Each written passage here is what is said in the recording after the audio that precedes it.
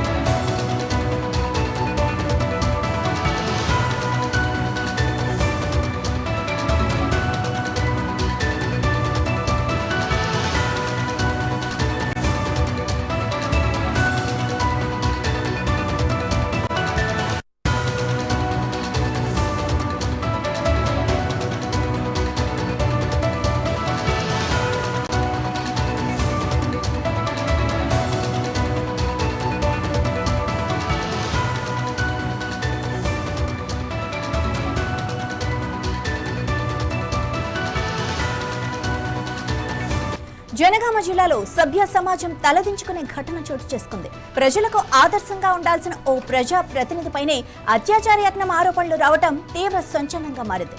ఇంట్లో నిద్రిస్తున్న వృద్ధురాలిపై దాడికి యత్నించాడన్న ఆరోపణలతో కాంగ్రెస్ పార్టీ కౌన్సిలర్ను స్థానికులు పట్టుకొని పోలీసులకు అప్పగించారు.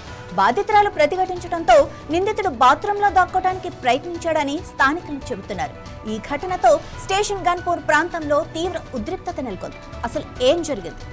ఇలాంటి విషయాలన్నీ కూడా మరింత సమాచారం మా ప్రతినిధి సుధాకర్ అడిగి తెలుసుకుందాం. సుధాకర్, నిజంగానే ఆ ఇష్యూ జరిగిందా? అంటే కౌన్సిలర్ అలా చేశాడా? మీ దగ్గర ఉన్న అప్డేట్స్ ఏంటి? Thank you Madhavi.